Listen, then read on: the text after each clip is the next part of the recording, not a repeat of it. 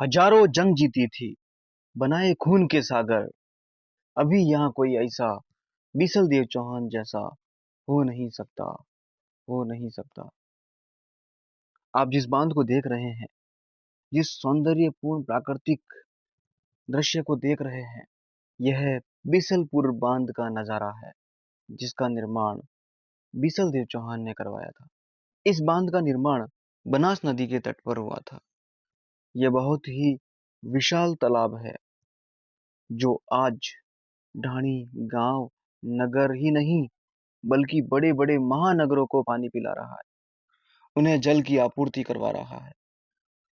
जब इस बांध के गेट के दरवाजे खुलते हैं, मानो पानी का वेग ऐसा अपना उछाल लेके आता है कि सामने अगर कोई भी आया तो निस्ते नाबूद हो जाएगा, कोहराम मचा देगा।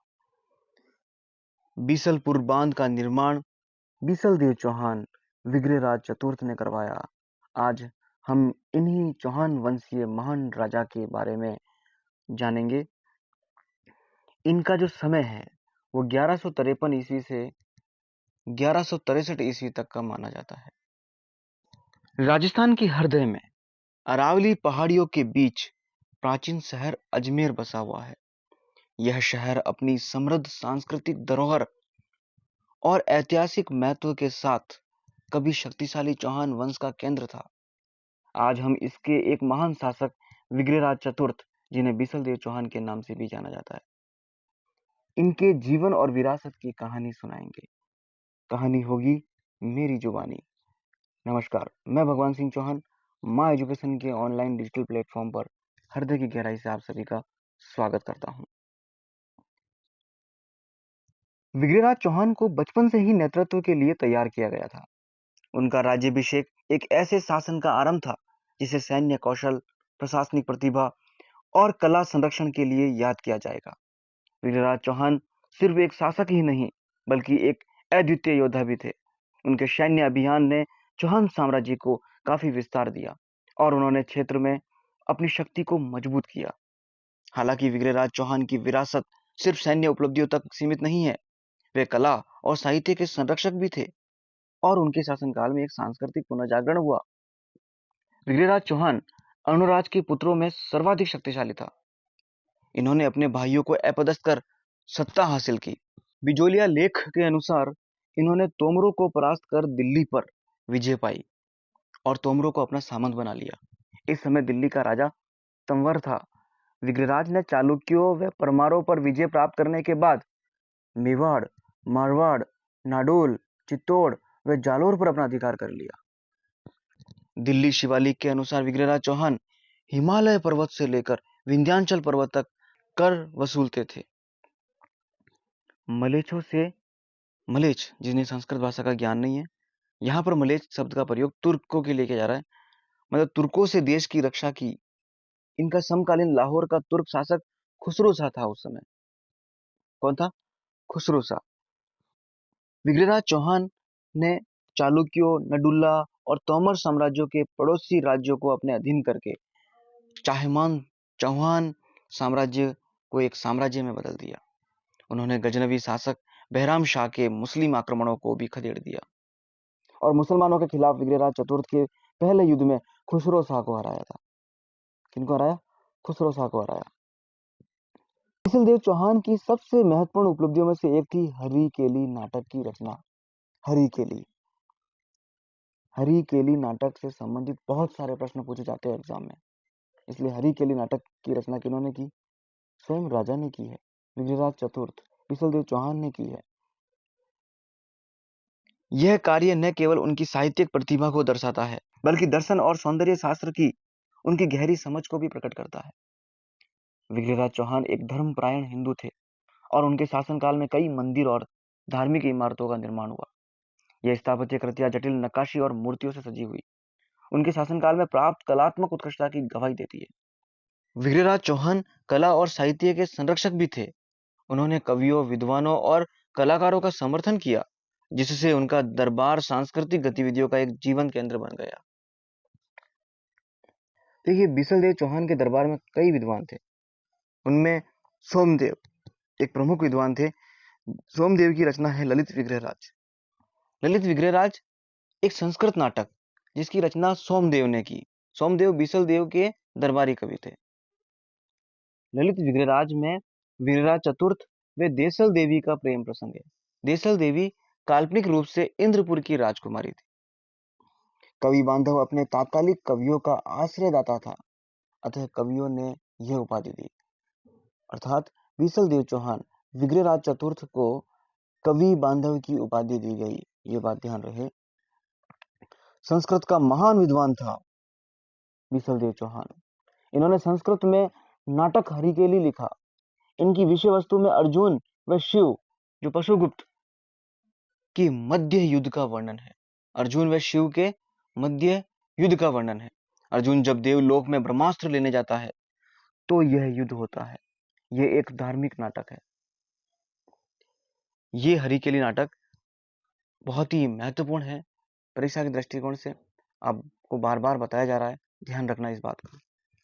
बीसल देव चौहान ने सरस्वती कंठाभरण नामक संस्कृत पाठशाला का निर्माण करवाया, जिसे कालांतर में 1199 ईस्वी में कुतुबुद्दीन ऐबक ने ध्वस्त कर 2.5 दिन का झोपड़ा नामक मस्जिद का निर्माण करवाया। मतलब इस संस्कृत पाठशाला को तुड़वा कर 2.5 दिन के अंदर इस मस्जिद का निर्माण करवाया, इसलिए इसे 2.5 दिन का झोपड़ा कहते हैं। यहाँ 2.5 दिन का पीर पंजाब शाह का मेला को उर्स कहा जाता है, भरता है। ठीक है, यहाँ 2.5 दिन का पीर पंजाब शाह का उर्स लगता है, मेला भरता है। ये देखिए 2.5 दिन का झोपड़ा, ये ख्वाजा मोइनुद्दीन चिश्ती की जो दरगाह है उसके पास में ही बना हुआ है। 2.5 दिन का झोपड़ा ये एक मस्जिद का रूप ले चुका है। पहले ये एक संस्कृत पाठशाला हुआ करती थी। आज विग्रहराज चौहान की विरासत राजस्थान के स्मारकों और सांस्कृतिक धरोहर में जीवित है। कला, साहित्य और स्थापत्य में उनके योगदान ने पीढ़ियों को प्रेरित किया है। विग्रहराज चौहान के सैन्य कारनामों को राजपूत इतिहास के एक स्वर्णिम अध्याय के रूप में याद किया जाता है। उनकी वीरता और शौर्य ने उन्हें एक महान योद्धा के रूप में स्थापित किया। विग्रहराज चौहान की कहानी भारतीय आत्मा और समृद्ध सांस्कृतिक धरोहर का एक उज्जवल उदाहरण है। उनकी विरासत आज भी हमारे लिए प्रेरणा का स्रोत है। बीसल देव चौहान ने बीसलपुर नगर की स्थापना की और ये बीसलपुर नगर वर्तमान टोंक में है। और इसी बीसलपुर नगर में यहाँ पर बनास नदी के तट पर बीसलपुर झील का निर्माण करवाया। विग्रहराज चौहान सिर्फ एक शासक ही नहीं बल्कि एक अद्वितीय योद्धा भी थे। उनके सैन्य अभियानों ने चौहान साम्राज्य को काफी विस्तार दिया और उन्होंने क्षेत्र में अपनी शक्ति को मजबूत किया। विग्रहराज चौहान कला और साहित्य के संरक्षक भी थे और उन्होंने कवियों, विद्वानों और कलाकारों का समर्थन किया, जिससे उनका दरबार सांस्कृतिक गतिविधियों का एक जीवन केंद्र बन गया। विग्रहराज चौहान एक कुशल प्रशासक भी थे। उन्होंने अपने शासनकाल में कई प्रशासनिक सुधार किए और अपने राज्य को समृद्ध और सुव्यवस्थित बनाया। बीसलदेव चौहान के द्वारा और भी कुछ अन्य कार्य किए गए हैं, जिसमें एकादशी के दिन पशु वध पर प्रतिबंध लगाया गया और इनके काल को चौहानों का स्वर्ण युग माना जाता है। चौहानों का स्वर्ण युग माना जाता है क्योंकि ये खुद एक महान कवि थे और इनके दरबार में कवि थे जैसे सोमदेव, है ना। तो चौहानों का स्वर्ण युग माना जाता है इनका काल। विग्रहराज चतुर्थ के संबंध में डॉक्टर दशरथ शर्मा ने लिखा है कि उसकी महत्ता निर्विवाद है, क्योंकि एक सेनाध्यक्ष के साथ साथ वे एक विजेता, साहित्य का संरक्षक, अच्छा कवि और सूझबूझ वाला निर्माता था। पृथ्वीराज विजय का लेखक भी लिखता है कि पृथ्वीराज विजय का लेखक जयानक लिखता है कि जब विग्रहराज की मृत्यु हो गई तो कवि बांधव की उपाधि निरर्थक हो गई, क्योंकि इस उपाधि को धारण करने की किसी में क्षमता नहीं रही थी। ये बात कौन कहता है? जयानक कहता है। किलहॉर्न ने भी विग्रहराज की विद्वता की प्रशंसा करते हुए स्वीकार किया है कि वह उन हिंदू शासकों में से एक था जो कालिदास और भवभूति की होड़ कर सकता था।